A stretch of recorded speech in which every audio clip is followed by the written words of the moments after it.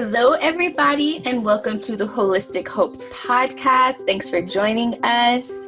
We have Viji here. Can you please introduce yourself for us? Oh, sure.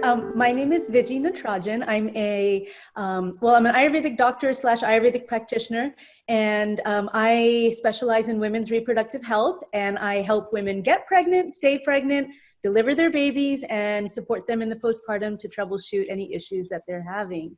And obviously, I do all this work by utilizing Ayurveda. Awesome. I can tell you a little bit more about myself, but anyways, I have an eclectic background, but we can get into that later if you want. Kate's going to take this one. Okay. She knows more about what you do than I do, and I'm a student right now. Awesome. We're all students. So I know we talked a little bit about, because we met in Mamahood, one of the club events recently in the East Bay in California. And so we talked a little about, how, because we're both working with fertility, preconception care, just the whole wellness of motherhood in general. And so I love for our audience to kind of almost get like an Ayurveda 101/101 in a sense of how would you describe to someone who has no idea what it is? How would you kind of explain what Ayurveda is? Okay, that is a very loaded question, but a great thing that someone should develop a 2-minute elevator pitch on that. I don't think it's possible, but I'll give you a little bit of background. So Ayurveda is Ayurvedic medicine. So it is a medical science that originated in India well over 5,000 years ago. And so really, like when you're studying Ayurvedic medicine, you really can't describe it. Just like if you ask me, what's allopathic medicine? I mean, you got to go through all the organ systems. You got to go through, enzymes, circulation, everything, right?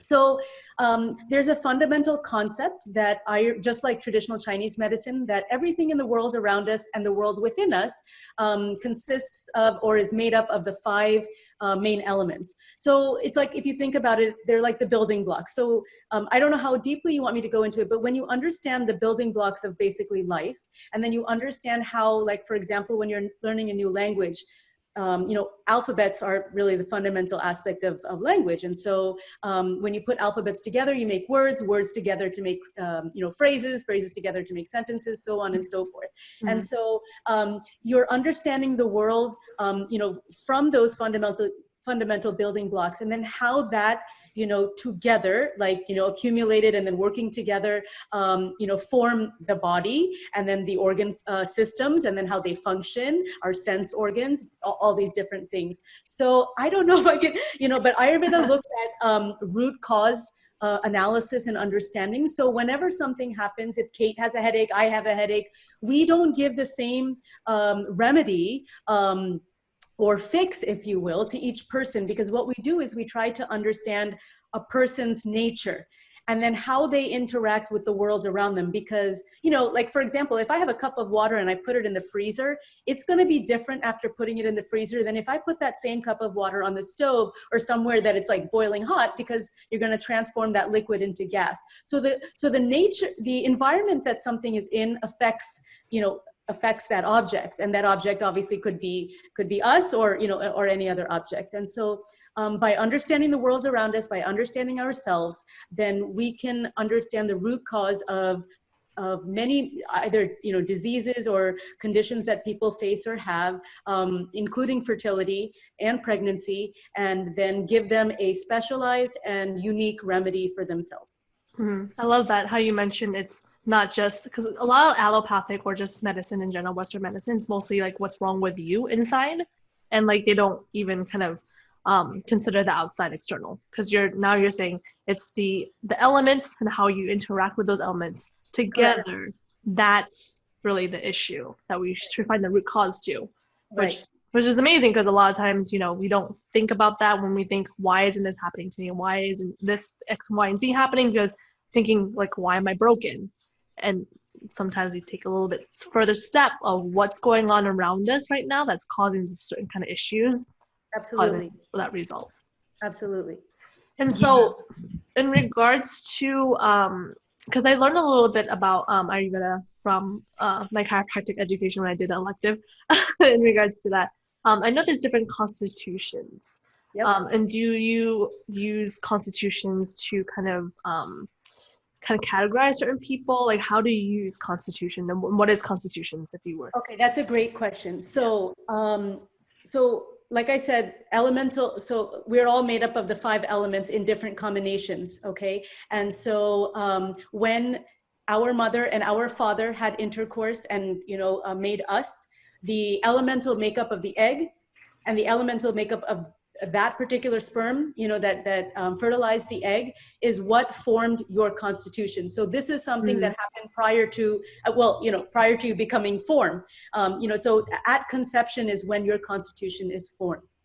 Now, so that is something that you come into this life with. So let me answer the first part of your question, and you can do follow up, because every question that you ask, like this is a very, very deep science. So it's like you asking me to describe how a surgery is formed. I've got to tell you, if you don't even know anatomy and physiology, not that you don't, but, if one doesn't. So when I work with my clients, every single person, I almost make it mandatory, except if they're doing body work, to go through what I call an Ayurvedic consultation. And the reason why that's the case is because absolutely I need to understand their constitution. Now, like when when a baby is born, they're like pristine, we always they're like fresh and new and supple and all of that. Well, as they interact with the world around them, like we can't keep a baby free of nicks and getting hurt and all of that. Your son or daughter might run and then skin their knee and all of that. So as we interact with the world around us, there are certain things that are going to happen. If we interact with the world around us in a positive way that supports us, then we just kind of continue with good health. If we don't, then other things may arise. And so that aspect of how you are and how your body's functioning is called, you can translate it loosely as imbalance, but the word for that is called vikruti. And so your constitution at birth is called prakriti. And so prakriti and vikruti can be different. So, and the reason why somebody has an imbalance is based on how and what they do in their life and who or what they interact with. So everybody, I start off. So if someone comes to me for fertility, I definitely want to know their constitution and definitely want to know their imbalance, because we understand in medical science, for example, so I'm growing a garden. I know that if I want to grow my garden nicely, I have to have good soil. I have to have good viable seeds. I need for there to be sunshine. I need for there to be water, and I do need to give it some food every now and then, because the nutrients are going to be already taken, and so I have to replenish them. So just like how to grow a garden, when you study Ayurvedic medical science, also what are the things that are important for a baby, for a fetus to survive or to be formed, every aspect of that. So then you can basically understand, okay, so this is the environment in Kate's body or Viji's body or Tiara's body, and how do we get it from maybe not being optimal now to getting towards optimal, so that people can have successful pregnancies. Does that make sense? Yes, it does. So would you say that it changes? Does the constitution change, or how frequent does it change, if it does change? Constitution never changes. That is who you are. Your vikruti or your imbalance changes. Because, and if you ask me how often it changes, well, it, like I said, if I put myself, if I move to, I used to live in Massachusetts, and I moved away from that because I don't like cold weather, nothing against people in Massachusetts. I went to college there and everything. However, for me, cold weather, it'll give me dry skin, it'll give me constipation. There's a lot of things that happen. So I know then, for example, I moved to San Diego, and in San Diego, sunny San Diego, it's always sunny. And that was a better climate for me. And so it depends on what your what your environment is, as to how and what your imbalance is going to be. And by the way, it's not just external environment, but obviously the food that you put in your body. Mm-hmm. Someone who eats spicy food all the time and whose body is not able to handle it is going to have heartburn and other acidic problems. So like that. Got it. Great question though. Because there's a common misconception, Mm-hmm. everybody asks me, this is what I am. Can you tell me what I am? Well, that is important. that is important, like a template, but it's kind of like if I put on a different shirt or I put my hair up, I'm going to look different, but I'm still the same me. So it all depends. If I put my ponytail too tight, I'm going to get a headache. Is it that I am prone to headaches all the time? No. If I loosen my ponytail, I might not get a headache next time. So it really depends on what you're interacting with, what is your environment, and what you do. Got it. And so this is one of the struggle frustrations I have in regards to, because I mean, a lot of times as a chiropractor, people can tell me they have certain pains, certain things like that their hip is, higher than one side versus the other. But yes, it's helpful, but doesn't give me the whole picture of what's going on unless I check you, examine you, kind of see how everything is after the first adjustment and how everything is going from that to reassess. And so to figure out what your constitution is, how would you say is the best way? Obviously, going to an Ayurvedic practitioner is one of the best ways. So for people who are going like online, or people who do quizzes, or even books that tells you what your constitutions are within like 10, maybe 20 questions, how accurate would you say, or would you do that as more of a preliminary thing and then kind of go into as a practitioner to verify what it is that you want? I mean, I think it will give you like a very superficial understanding the more you learn about it, because a quiz will only say so there are 3 biological humors, like basically functional forces in the body. They're referred to as vata, pitta, and kapha. And most quizzes that you take online will share with you either a percentage, you are 70% vata and 30% kapha, or they'll say you are predominantly a pitta person, or you're predominantly this person, or you're this and this. Okay. Yeah. And what that just if they don't describe it any further, then that's just giving you a little bit of insight. So you'll have to start to, like, a pitta person is this way and has these characteristics. But to answer your first question, how do you determine? Well, you need to understand your functional history. That means, for example, how your body functions in terms of digestion, how it functions in terms of thinking, how you address things when you're stressed, how is like your reproductive functions, how is like your endocrine systems, and these are things that certain questions will kind of hone in on, but it's I wouldn't say that it's necessarily accurate. It could give you just like a flavor, but when like vanilla ice, you can say that like I like vanilla ice cream, but there's different kind of gradations of vanilla ice cream as well. I don't know if that's a good example. No, that's perfect. Oh, okay. Because, for example, like chocolate, there's different like levels of cacao, right? Like you got 100%, and then so everything's going to taste different. Yeah. And so it'll give you a flavor, and there's nothing wrong with that being the invitation or the entry point for somebody to be like, oh, this is really cool. Because then what you can do with this information is like you said, you can go to books and realize, oh, so if I am like this, you can start to understand and refine that. But what Ayurvedic medicine can do, actually, it has a beautiful predictive ability. And this is where I'm saying that it's not just about saying I'm a this person or a that person. There is a predictive ability in this science where I can say, when someone comes to me at 5 weeks pregnant, you have the likelihood of getting cholestasis of pregnancy. You have the likelihood of getting gestational diabetes when they test you in 25 weeks.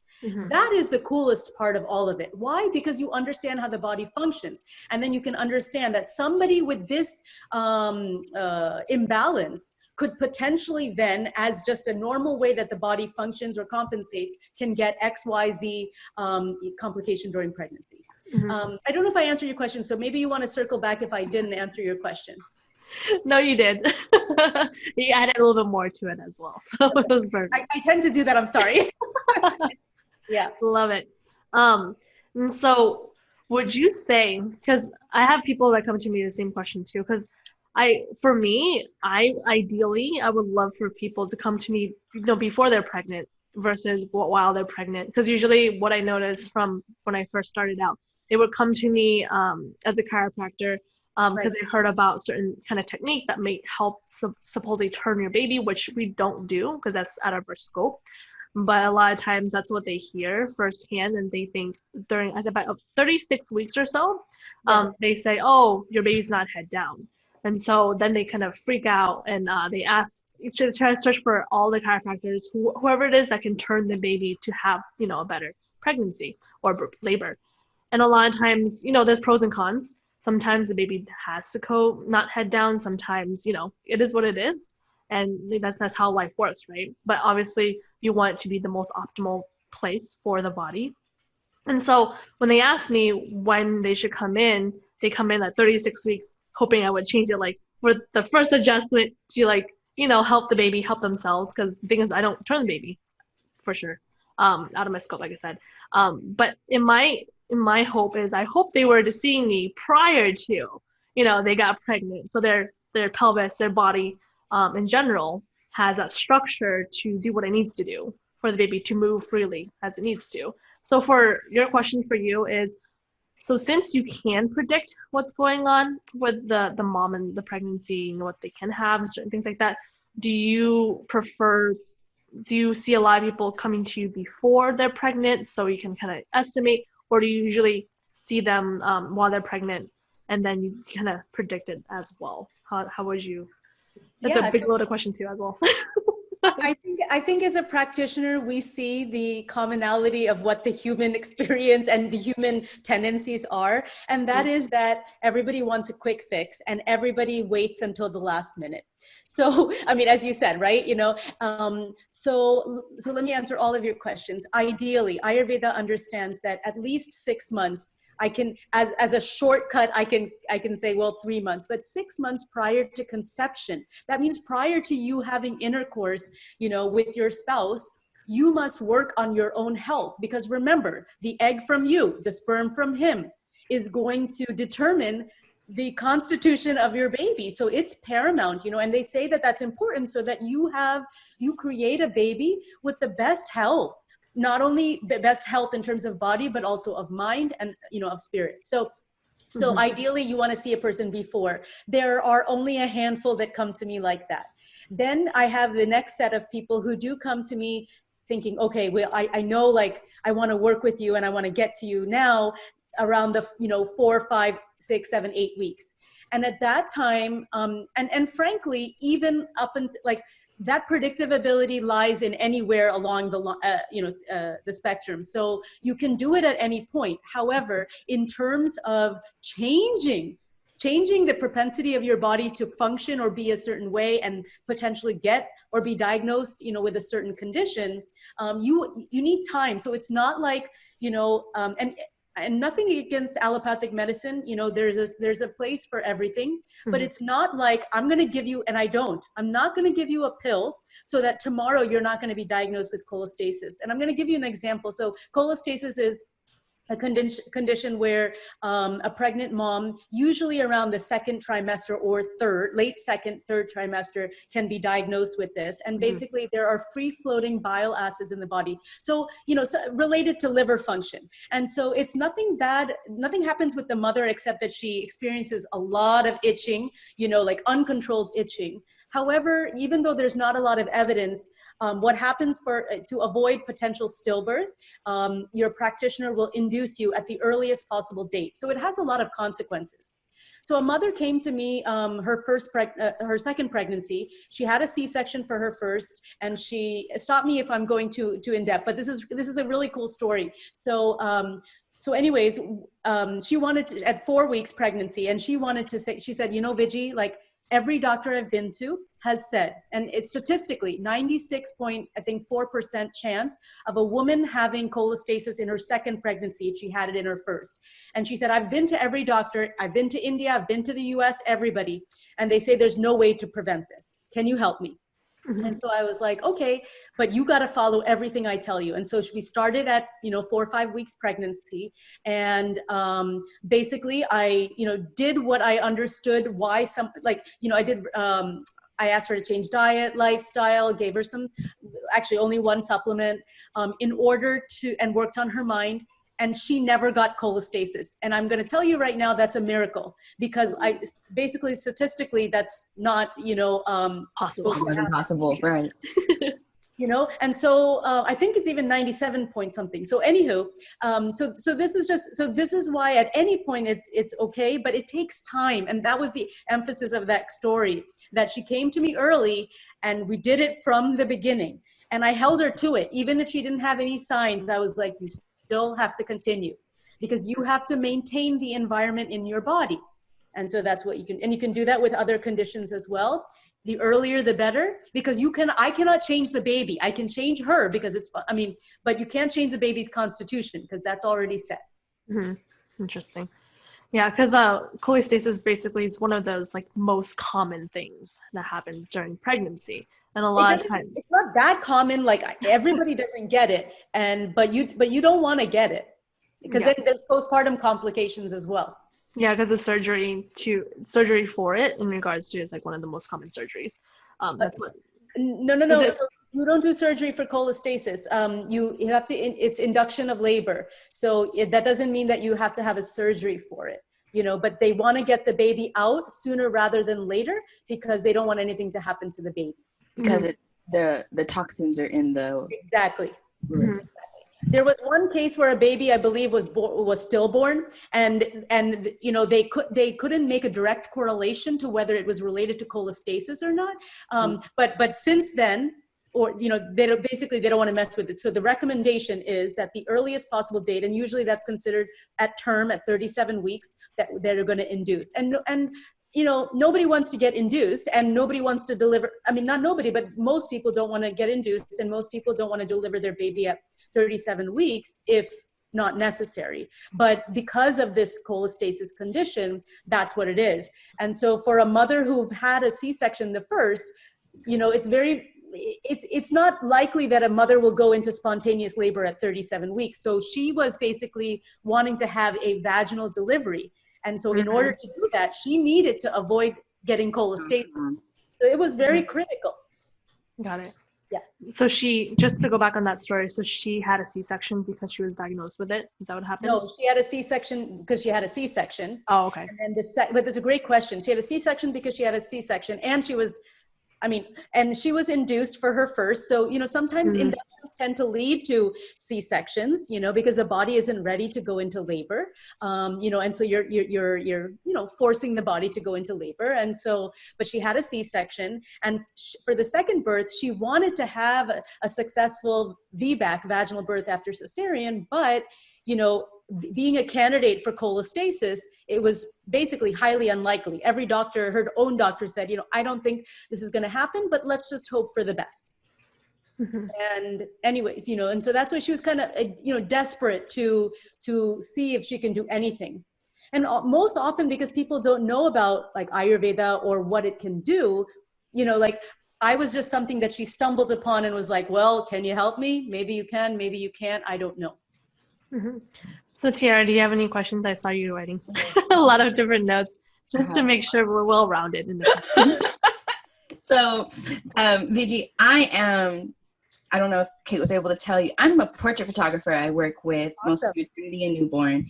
And so, usually we talk a lot about this kind of stuff because as a photographer, it becomes really intimate. So I have loads of questions.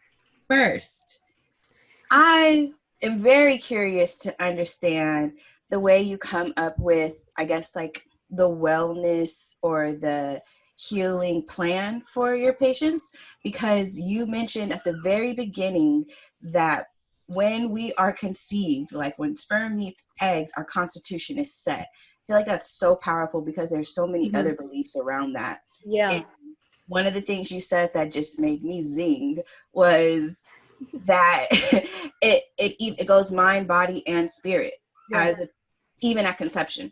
Yes. So when you do these predictions, like the lady you said who came in at 4 or 5 weeks and you were able to help her avoid that situation.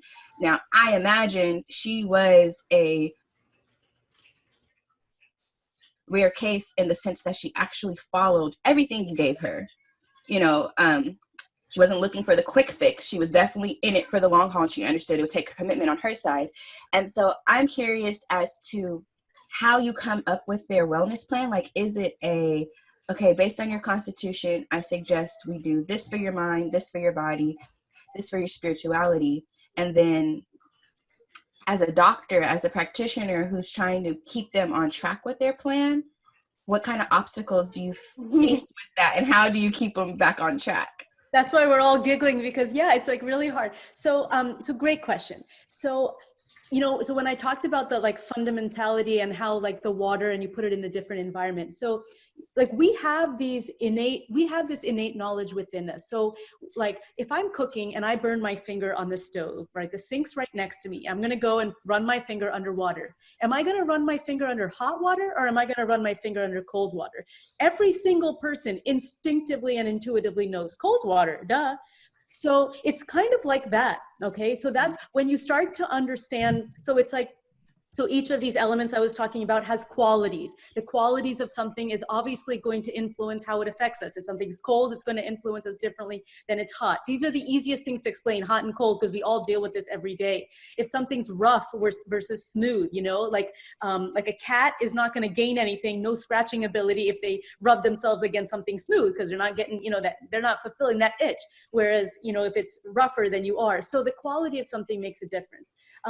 But in understanding, basically, like, you do an analysis, and so I do an analysis like a functional, physical, emotional, spiritual, food, like every periods, every aspect possible, I go over with the person, prior. So I like, so they fill out like a 10-page intake. I understand them.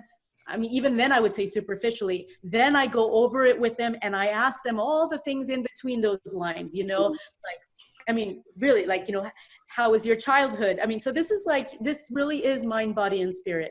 The next level, okay, is to then put all of the pieces together, because I will learn, oh, when you were 16, you had a UTI. Oh, you were on, hormonal birth control. Oh, you did this and this, you went to grad school and you were stressed at this time. So it's putting all the pieces of the puzzle together and then kind of stepping back and seeing that puzzle. And I take that mind, body, spirit approach even when I'm not with them and I'm writing this report for them, because you kind of, it's kind of like one of those things of pictures that you look at nearby and you don't see anything, you just see splotches. And as you walk away, you see this beautiful imagery. And so I allow that time and that space for that information to coalesce like that.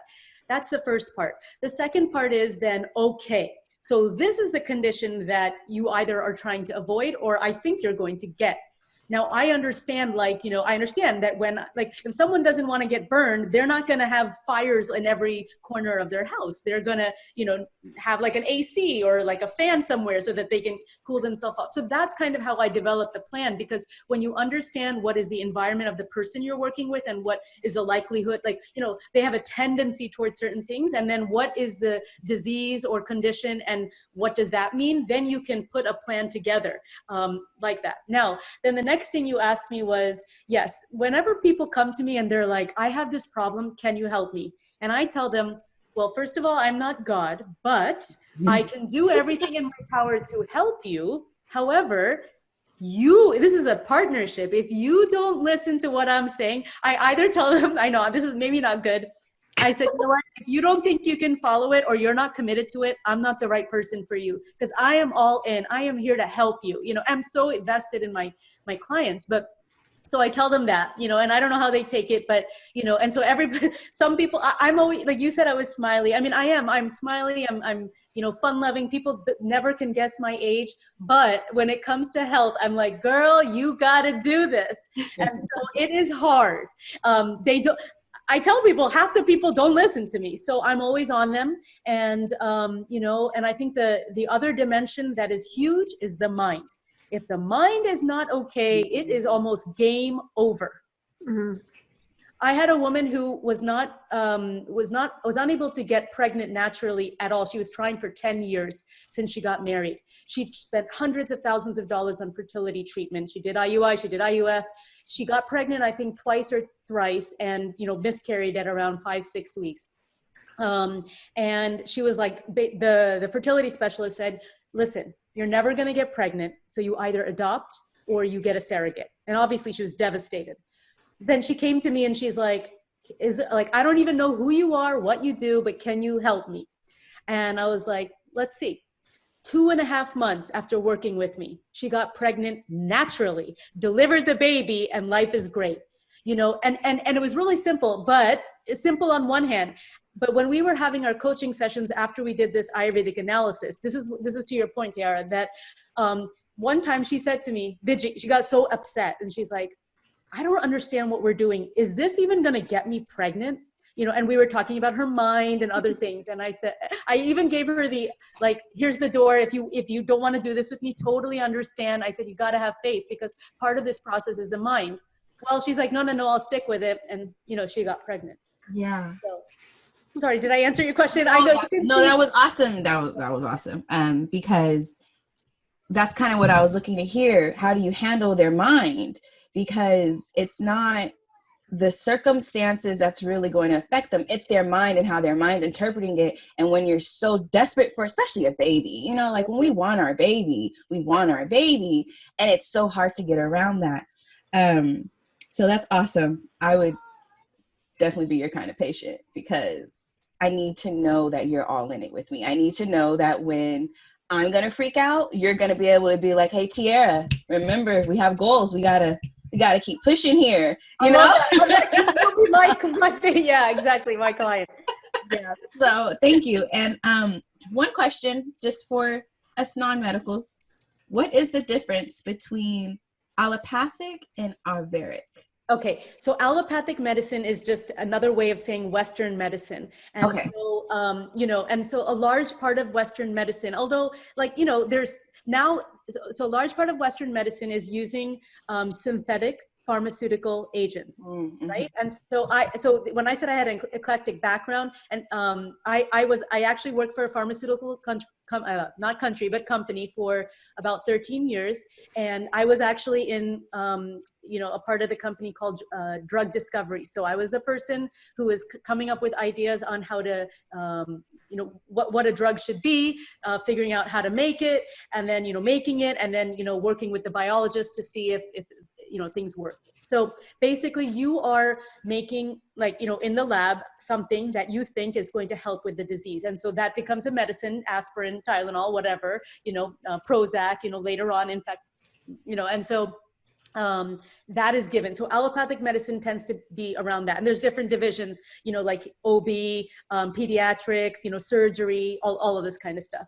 Ayurvedic medicine, so Ayur means life and Veda means knowledge. Ayur means life, Veda, Veda means knowledge. So the knowledge of life is what Ayurveda is. And it is based on, and it really is. And here's the thing, like, you know, I understand that we work in a world, you know, that's global and that has different cultures and different beliefs. And so, you know, I will go in and out as much as someone would like me to, but it is all about mind, body, and spirit, because we are not unidimensional, you know, but you know, but making it unidimensional, you know, we understand that, like, our body has the ability and capability to heal. It had the ability from two seeds to grow into this, you know, that can do so many fantastic things. So yeah, did I okay. Thank you. Yeah, you're welcome. So in regards to all of that, so for the Constitution, yes, how would you, for people who want to know more about it, how would you say the first step for them is to figure out what's going on? Okay, to figure out what's going on, or the Constitution? Yeah. I mean, Constitution, and like what's best for them in regards to the pregnancy, or finding the best, like, Ayurvedic practitioner. Like, how would you say? Oh my gosh, that's hard. So that's hard, you know, and I am like the least, I'm the person who doesn't, you know, sell myself or say, and so what I think is important in life, no matter what, is that there's a match. So just like Tiara said, she would be my perfect client. I would welcome her with open arms, and, you know, everybody, so that match is really important. So the first thing I would say for anybody, if you want, and you don't want to spend any money, yeah, go to like an Ayurvedic, like, for example, Banyan Botanicals, you know, is a company that I often work with in terms of their products and stuff. You know, they have these quizzes where they can, it gives you a generality. They ask you the same, you know, general questions that people ask. It's quick and dirty, but you know, they have a lot of educational information around different things. So you can get your feet wet. And I think getting your feet wet is important because it generates interest. Mm-hmm. The second part of that is, if someone is questioning about pregnancy, fertility, you know, and if we're just talking about women's health, you know, you want to see how deeply someone is involved in that. So an Ayurvedic practitioner, okay, like somebody like me, depending upon their education. So I'll explain about Ayurveda in just a little bit, but depending upon their education can help you with anything. So if you have cancer, if you have, you know, ADD or whatever you have, you know, we can help. I just happen to love and specialize and chose to only see, you know, clients with women's health, just because that's, you know, that's large enough. I'm busy enough, so that's fine. But hold on, one question. So when you're trying to find a practitioner, you want to make sure, like, so you can see a general practitioner and they will give you advice. However, there is a beauty in also having someone who's been to births, because I really believe that is very unique and different. You know, like even an OB, okay, has been, when do they come in for the birth? They come in the last 10 minutes generally to help deliver the baby. I always say the mom delivers the baby. So I don't know, facilitate the mom delivering the baby. You know, but are they really there throughout? Even though they know, you know, about labor and all of that, you know, and they troubleshoot. But who really knows how, like what a mother goes through all those, potentially 24 plus hours of labor, 16 to 24 hours is the average for a first time mom. So, you know, personally, but, you know, and I, of course I'm biased, but that's only because I believe that I think it's important. Like when you're looking for somebody to help you, number one, it should be a team approach. I'm totally into chiropractic, you know, and as I hear the lens of, like, no pun intended or pun intended about Tiara, and, you know, it's like, see, all of these people in our lives are there as a community to support you. And it isn't about we want to give other people business. It's because we are, like I said, not unidimensional, we're multidimensional. And so in capturing those moments, Tiara, you know, basically captures something that is uncapturable, but she's able to do it. And those are memories that will, you know, support somebody and having joy and all of that. And then, you know, you, in terms of and you can, you know, I know you do more than just the physical structure. And so it's important for people to get their feet wet and learn, and then seek out a practitioner who I believe has experience in women's health, in birth, who's been to births, who understands every aspect of it. Because if you don't, then I don't believe that your work is as comprehensive. Mm-hmm. I am biased, but we all kind of have to be, right? I mean, we are all in general. Yeah. And so kind of going back to the Constitution, kind of wrapping this up in a circle wise, for cholestasis, you mentioned the imbalance of the environment that kind of affects each person's constitution. Would you say that each of the constitution is equally prone to that kind of like condition? No. Okay. How would you describe so? It's not, but you know, the only, so I know what you're asking, and my hesitancy in going further is because if you think just asking about a practitioner, I've been talking for 5 minutes, this is a long conversation. And what I don't want to do is give information that is it's not half baked, but people, if you don't understand it and then you start to freak out because you think, oh, I am this, this, and this, and I can get it, it's unnecessary, you know, like panic. And it can cause you to get cholestasis rather than not. And what I would say is there should be an understanding that, and through conversation with a practitioner who not is just going to say, oh, you have a likelihood of getting cholestasis. No, it is saying, okay, here, these are the fundamentals of Ayurveda. This is how you first understand your body. So I do that before. So, you know, I give you a little bit of background on Ayurveda first, and I go over it. Then you understand, okay, because you have, you know, heat in your body, or because, you know, like this is going on for you, this is why you could potentially develop that. So I'm not saying you will, but if you continue to be in an environment that's like X, Y, and Z, it could potentially happen. So let us just support your body, rather than, you know, support your body so that not only are you healthy because you already have an imbalance in that, but for you not to get X, Y, and Z. So that's how I would approach it. I don't want to sit here and say, if you have this constitution, because that's actually not true. But if you have this, the conversation would look more like based on your constitution, as well as your current imbalance, as well as, you know, the foods that you're eating all aggravate this in your body. And because it aggravates this in your body, it can potentially lead to cholestasis. So what can we do to balance these things so that you don't get that? Well, this is what we can do through diet. These are the types of foods that you can eat.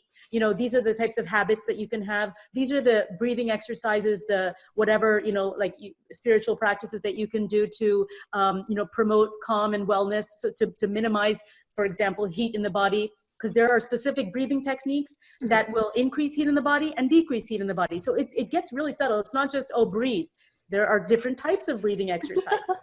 So, you know, and then these are the, you know, other practices that you can do. So that is how I would approach it. And I'm not being secretive. It's more that like, it's more that, you know, like Tiara is going to have a different approach than I will for you. And I'm not going to, if I say that, and then tomorrow you go do something and it doesn't work out, more than anything, I would feel terrible that I was irresponsible. So that's the only reason. But I mean, I pretty much told you what it is, but I don't want to, you know, but I don't, but it's can we like talk about the beauty of what you just described? You very specifically said, I cannot tell you what your constitution, I can't talk to you about constitutions right now because I don't want to give you something to worry about that you don't have to worry about. Because what the conversation is going to look like is it's your constitution plus the imbalance you currently have. You need to find out, like, we talked about this thing last podcast episode, the state of homeostasis, and our bodies trying to achieve homeostasis. And so once you've hit that homeostasis with your imbalance, that's the first thing to identify. And why I think that is so powerful is because Kate says it a lot. People are so worried that they're broken. Right. And no one is broken. You just got some little things you need to tweak out. You need to rebalance yourself. You need to realign yourself. So when you bring the attention, because you know where our attention goes, energy flows. When you bring what the imbalance is, and then, you know, without somebody helping you, your first thought would be, crap, I have this imbalance. I'm going to die. Me being dramatic, you know, the dramatic approach. But when you have somebody in your corner, a practitioner who can say, hey, yes, you have this imbalance, but guess what? We also have these solutions. Exactly. And here's what you can do.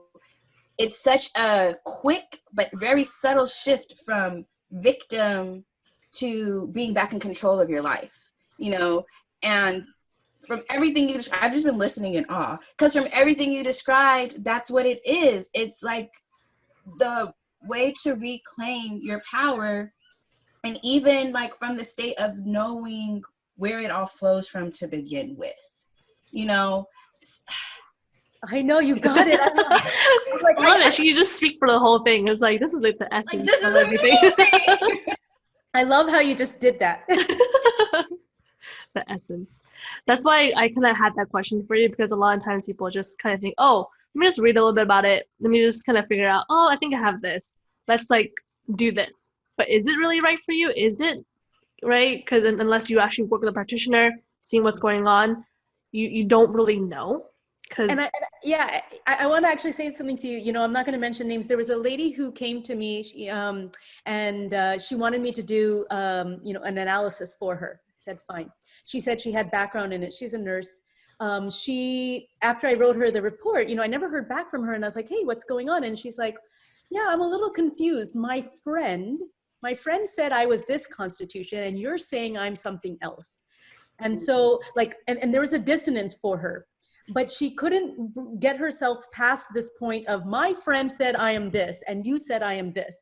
And so I'm like, so I tried to explain to her, and, you know, we unfortunately, like, I don't think she got it, but that's the thing I wanted to explain. Like, it's very important to understand that when someone looks at you, like, and you have to understand the difference between your constitution and your imbalance. That is so key. And everybody oftentimes talks about imbalance, and they think they're talking about their constitution. And so there's a lot of misunderstanding. So it sometimes you got to look through it with a fine-tooth comb. So it's not about what's going on now, but what is like your, again, template, like Tiara was talking about, like it happens from the beginning.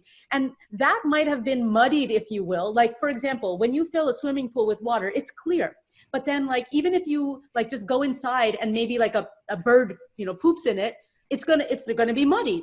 And so, like, it can happen at any second. And sometimes it's in our control, sometimes it's not in our control. So we just have to understand that we as human beings are ever flowing and ever changing. And like you said, even if you feel broken, you can always go back to balance.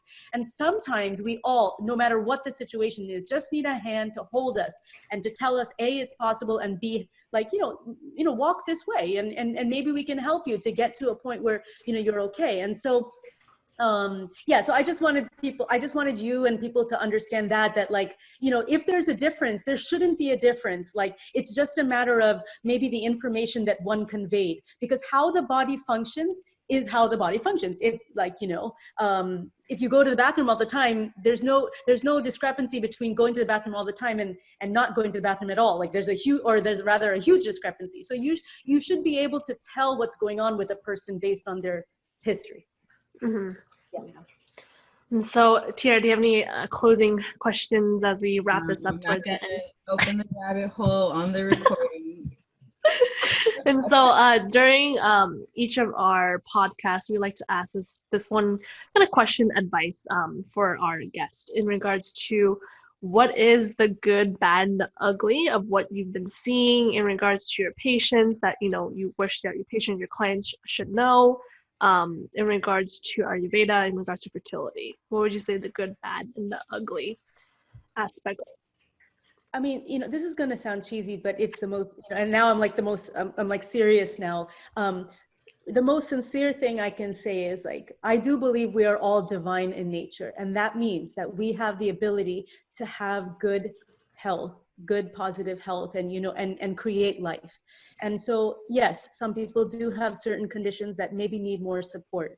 So the first and foremost thing I would say is, like, we need to work on our own self-worth and our mind. We referred to that already. So however that is, don't hold things inside. If you're upset, if you're sad, holding it inside our body basically corrodes our body. Like, you're like, it's like drinking poison, and so, like, you have a friend, share it with them. Friends are free, but anyway, so try to see yourself, like, in the mirror as that divine person. And if you need support, nothing wrong with that. We all need support. Okay, so I think that's a big thing. Number two, be your own best friend and be committed. So if you really want something to happen, be committed to that process. I think there's a difference in collaborative care versus, oh, I'm gonna go here, I'm gonna go here, I'm gonna go there, I'm gonna go there, and you're not, like, hooking on. So I don't mean to say that you can't try different modalities. Don't get me wrong saying that, but be committed to the path that you're following, because, like, when you're going, like, on the highway and you want to reach a destination, if you keep taking every exit, then you're not going to get to the destination, right? Or you may, but then, you're maybe distracted. And so I would say, and again, I'm not saying not to have collaborative care. I think that's very important, because everyone, like you said, has their scope of practice. So be committed to yourself and to the path, because that's very important. And then, I think that's and find a practitioner that you trust. And sometimes that's the hardest thing to do, because your fertility, your body, your baby is a really vulnerable place. But do your due diligence, find that person or persons, collaborative care to help you, because I think, we all need somebody. I have somebody helping me so that I can help others, whether it be to talk about something or let loose, or, so that's important. And I think those three, are a good combination to help someone in life in general, no matter what the issue is, whether it's fertility or otherwise. Awesome. Beautiful. Thank you, Viji. I truly enjoyed this. This was fun. I know you're, like, going at it. Like, what else? What else you got? I know, like, I could do this all day.